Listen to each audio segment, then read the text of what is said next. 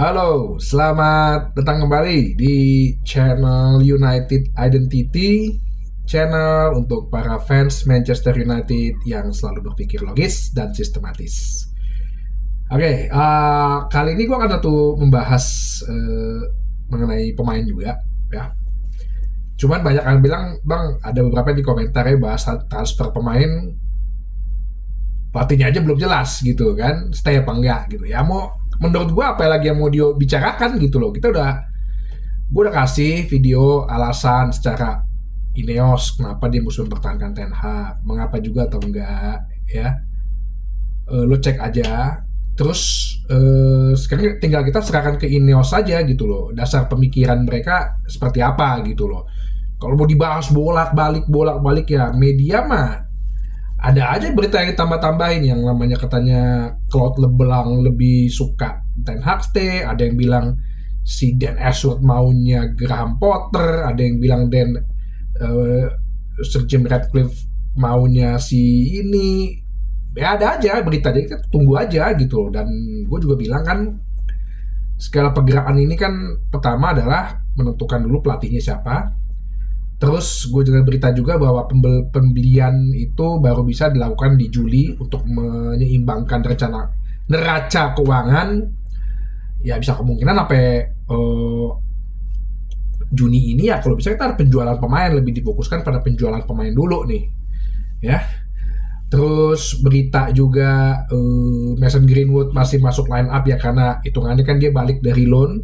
Gua udah bahas juga apa sikap United Identity terhadap Mason Greenwood, ya. Lo bisa lihat di channel. Untuk pemain juga beberapa nama ada muncul lagi kayak Leny Yoro. Ya emang kita cari back tengah, masih muda, mungkin untuk investasi juga. Gue ada juga pernah bahas. Terus juga kemarin berita João Neves, ya, yang katanya udah dideketin oleh agent Bruno Fernandes, tapi harganya mintanya 100 juta euro untuk minimum klausanya. Udah pernah gue bahas juga. Jadi udah gue bikin tuh playlist mengenai transfer pemain, ya lu bisa lihat aja gitu di channel United Identity. Oke, kali ini nih gue akan bahas gini. Ada kan di kalau lu lihat di playlist gue mengenai transfer, mengenai penjualan pemain ya. Dan ada yang bilang duitnya dari mana bang ya, itu gue jelasin juga tuh. Kita bisa dapat sekitar 400 sampai 500 juta pound dari hasil penjualan pemain dan khususnya penjualan Marcus Rashford, ya. Kalau Marcus Rashford bisa kita uangkan 100 juta aja, ya, itu tambahan booster banget tuh, dan sekaligus mengurangi beban gaji. Nah, kita coba berandai-andai ya, dalam arti kalau misalnya Marcus Rashford ini dijual, gimana sih posisi left wing ya, posisi sayap kirinya atau attacking midfielder leftnya, yang dimana sebenarnya udah ada Garnacho. Cuman ya sebagai seorang pemain umur 19 tahun yang menurut gua ya, dia sih main ini udah agak terlalu banyak, hampir 50 pertandingan, karena emang gak ada pilihan lain. Ya lu gak bisa bebankan juga segala beban di sayap kiri itu untuk dia, karena dia juga harus mengembangkan diri dia. Lo kalau ngeliat Garnacho secara skill sama teknik masih average lah, belum pada level Manchester United itu, belum pada level world class atau tiering 1 gitu loh. Jadi dia juga harus banyak berlatih, dan dia juga harus ada kompetitor gitu loh. Nah itu yang gue bilang, kita coba bahas attacking midfielder left mana yang bisa dapat gitu loh. Gue searching juga, ya sama di Football Manager juga. Nah ini gue bahas yang pertama nih, komoditi panas nih kayaknya ya, yang lagi ini tuh Florian Wirtz. Nah jadi Florian Wirtz ini kan di Bayer Leverkusen ya. Sebenarnya dia posisinya attacking midfield center, tapi gue lihat beberapa kali dia pernah main di left gitu, bisa untuk di left gitu loh. Kelahiran Jerman, ya. Di Leverkusen dia oke. untuk di waktu karena sampai bisa ngebawa mereka menang ya di Bundesliga, dan saat ini adalah komoditas terpanas nih. Tapi apakah si Leverkusen akan lepas? Nah ini lagi kembali kemarin gue bilang mereka akan bermain di Liga Champion. Lihat di Transfermarkt sih memang harganya mahal ya, 130 juta euro atau sekitar 110 juta pound. Tapi ini high commodity banget nih. Usia juga masih 21, big investment banget nih, long investment juga. Lihat di SofaScore itu dia attackingnya, kreativitasnya dan tekniknya itu luar biasa ya. Searchingnya bagus, high breaking, playmaking. Nah, secara average rata-rata konsistensinya bagus, sempat cedera tapi nggak begitu lama. Dan menurut gua kalau memang Manchester United beli satu aja ini, ya menurut gua oke sih, karena bisa jadi dia butuh tantangan baru kan. Seperti gue bilang ada di episode Marcus Rashford dijual aja, itu ya gue rasa emang supaya dia nggak jenuh lah gitu ya. Jadi satu nih ini gue Florian Wirtz ya. Terus dari tiring satu lagi nih yang gue searching sampai gue berapa juga berita-berita gitu ya. Ini left wingernya Napoli, nah ini juga tim satu nih, si namanya susah lagi, Kicivska Kvaratskhelia, nggak tahu nyebutnya gimana, dari Napoli. Gua sering banget nonton Liga Italia. Ini pemain bagus, ya. Ini pemain bagus. Positioningnya bagus, speednya juga oke. Harganya 80 juta euro. Jadi kalau dikaliin mungkin sekitar, ya lo kalau gue bilang kan 1 euro itu lo kali aja 0,85 untuk jadiin pound. Ya berarti sekitar 65 sampai 70 juta pound lah. 65 juta pound lah. Gue rasa masih masuk sih untuk budgetnya MU ya, dilihat dari penjualan pemain. Nah, dia masih umur 21 ya, masih muda. Prospek cerah juga, big investment juga. Tadi gue udah beberapa kali lihat dia juga oke mainnya, tapi dia pesaing kita Paris Saint-Germain nih, emang Paris Saint-Germain. Nah ini persoalan utama juga kan ya. Gue nggak tahu masalah Conte nih, pelatih Napoli kan sekarang Conte, apakah dia masuk skemanya apa enggak. Nah ini yang bisa kita kulik-kulik nih, karena biasanya kan kalau pelatih datang itu kan dia maunya pemain-pemain yang dia mau masuk gak skemanya nih. Lihat di SofaScore, atributnya oke banget, attackingnya, kreativitasnya, tekniknya, asal Georgia dia ya. Georgia tuh masuk ya Piala Eropa ya, lupa gue. Nah, high pressing oke, bagus nih ya, emang tipe-tipe sepak bola modern sekarang kan cari pemain depan yang bagus high pressing kan. Nah itu ya sempat cedera lama di awal musim kemarin, tapi setelah itu penampilannya konsisten, 7,36 rata-ratanya, berarti konsistensinya oke. Sempat cedera sebentar dikit. Nah cuman ya itu dia main di Italia yang agak lambat. Oke nggak nih main di Liga Inggris yang speednya cepat gitu loh ya. Speed cepat ya, yang pace-nya lebih cepat gitu loh, yang mainnya lebih cepat gitu. Nah, ini Kicivska Kvaratskhelia jadi bisa satu opsi ya. Oke. Nah, terus kembali ke pemain-pemain muda, gue agak tertarik kemarin searching Wonder Kids gitu ya di Football Manager. Ini Nico Williams. Nah, Nico Williamsnya Atletico Madrid, adiknya Inaki nih. Inaki Williams, pemain Atletico juga. Nah, ini menurut gue juga ini satu-satu apa ya, hot commodity juga gitu ya. Kemarin dia habis bawa si Atletico Bilbao juara Copa del Rey. Posisinya di attacking midfielder left, umurnya masih 21, harganya 50 juta pound. 50 juta euro. Berarti sekitar 43-45 juta pound. Masuk banget kalau mau menurut gua di budget untuk investasi. Dia kebangsaan Spanyol lah ya, tapi dia Ghana juga citizennya. Nah, ini kabarnya diincar Arsenal juga nih Bayern Munchen nih. Nah, Nico Williams ini kalau dilihat di SofaScore kreativitasnya oke ya, left winger kreativitasnya mesti oke sih. Cuman kalau lihat badannya masih agak cungkring aja sih, agak kurus tinggi gitu kan. Ya mungkin harus lebih diisiin otot gitu supaya main di Inggris kan full body. Nah, cuman dia memang kalau gue lihat nih agak sedikit banyak cedera ya. Di musim ini aja udah 6 kali cedera gitu loh. Walaupun konsistensinya bagus 7,25 gitu loh. Nah, tapi bisa jadi aja opsi gitu loh. Ya nggak tahu emang tim di sana medisnya juga sama katronya gitu dengan di MU gitu ya. Dan kan ini MU baru hire fisioterapi dari Arsenal nih. Makanya oke, atau bisa bagus kan. Terus pastikan mereka udah ada evaluasi nih. Oke, jadi Nico Williams bisa jadi opsi pemain muda yang bisa diambil untuk menggantikan posisi Marcus Rashford. Nah, ini ada apa ya? Ada satu nama. Nih, ini gue ada Federico Chiesa. Itali nih, iya Itali men.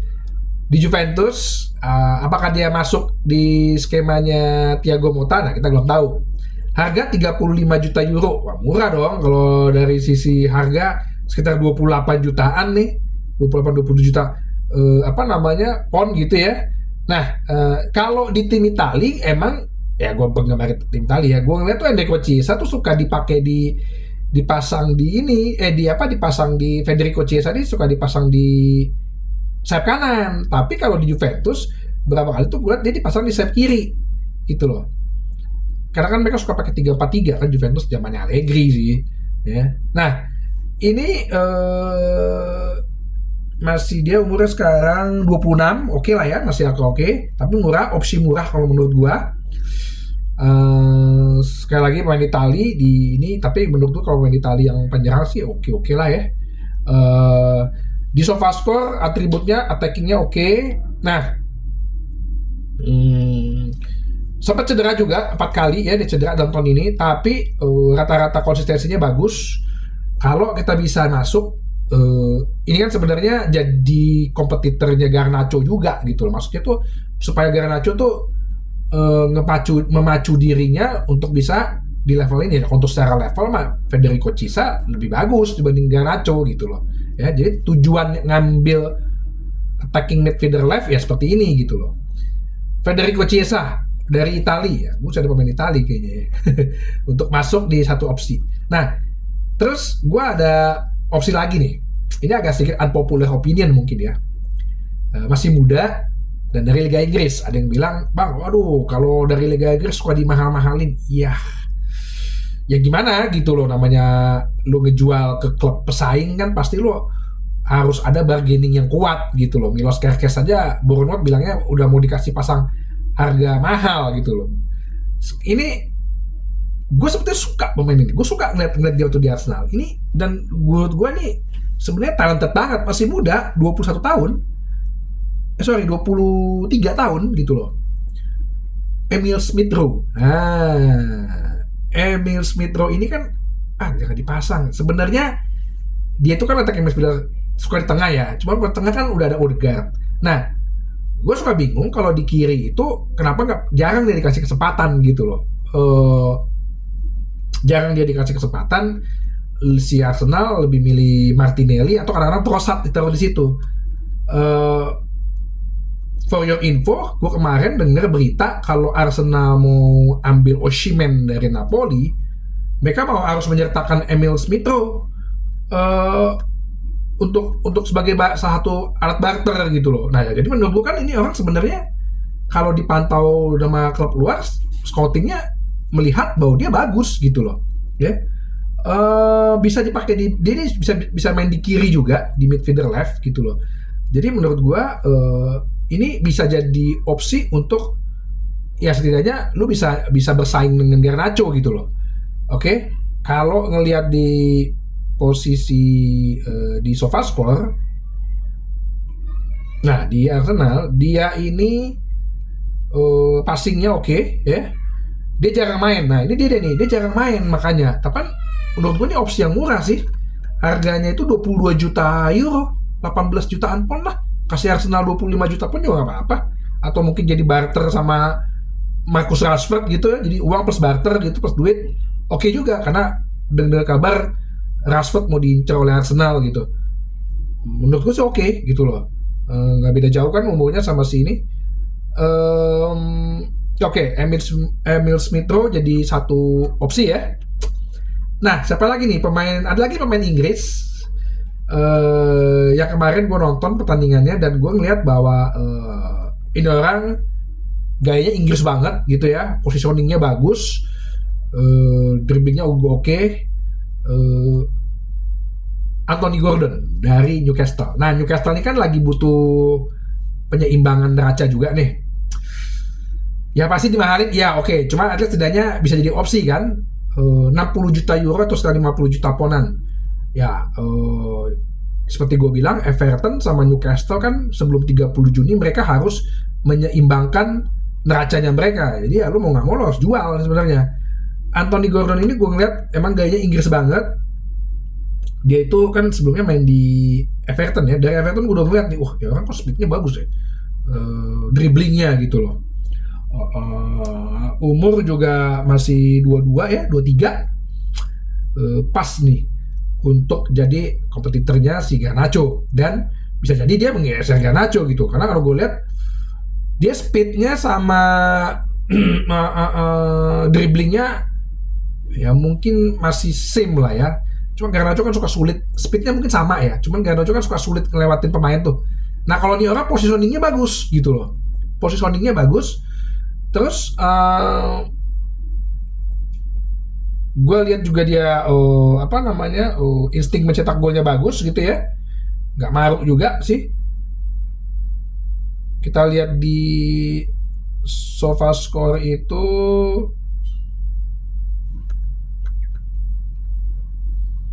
jadi ada 2 Anthony nih kita. Kalau Anthony kanan, Anthony kiri. Nah, secara attacking oke. Nah, gue bilang kan, secara attacking oke kan, nusuk-nusuknya dia. Secara kreativitas sama teknik oke, slow-slow aja, biasa-biasa aja. High pressingnya betul, penyerang dibutuhkan high pressing. Sempat cedera, tapi secara rata-rata konsisten.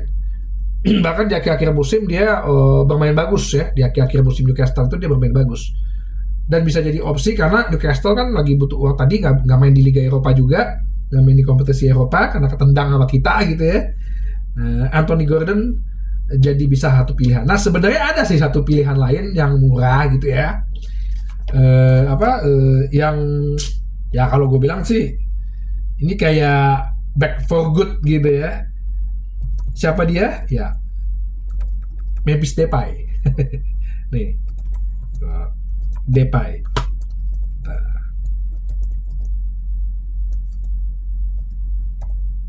Depay itu dia habis kontrak di Atletico, umur masih 29. Kemarin itu kan dia sebenarnya waktu di beli MU ya masih muda lah ya, masih cari penjati diri, terus masih gayanya segala macem, banyakkan fashionnya gitu loh. Tapi ya menurut gua dia bisa jadi opsi, jadi nggak terlalu nyaingin Garnacho banget, tapi dia bisa jadi opsi murah sih, bisa jadi opsi murah. Dan main di kiri juga, secara teknik oke, secara konsistensi juga oke. Taki-taki emang dia banyak cedera, tapi tuh gue bilang kalau emang fungsinya untuk men-challenge Garnacho dengan budget yang murah, ya menurut gue dia bisa nih Memphis Depay. Dia habis kontrak ya di Atletico, dia kemarin udah bikin postingan goodbye, main juga di timnas Belanda, umurnya masih 29 tahun. Kalau ngeliat di SofaScore secara attacking oke, dia kan mungkin ya, apalagi pelatihnya kalau misalnya Ten Hag masih dilanjutkan, bisa jadi sesama Belanda, bisa dikeluarkan ininya dia, talentanya dia gitu, bisa dimanfaatkan lah gitu loh, keahlian dia ya, jadi bisa di opsi murah Memphis Depay ya. Kalau misalnya gue kalau pikir nih Ten Hag kalau bisa jadi pelatih nggak ngambil Dusan Tadic kayak sekali. Dia kan senang ngumpulin pemain-pemain Belanda. Jadi itu aja sih ya, Semoga sukses juga buat nanti timnas Indonesia melawan Irak. Semoga kita menang, bisa masuk ke putaran selanjutnya dalam penyisian Piala Dunia 2026. Nanti juga akan menang di Vietnam, semoga ya. Kita doakan rezekinya tim Indonesia untuk menang. Terus nanti akan ada bahasan-bahasan berikutnya di channel United Identity, channel untuk para fans Manchester United yang selalu berpikir logis dan sistematis. Terima kasih.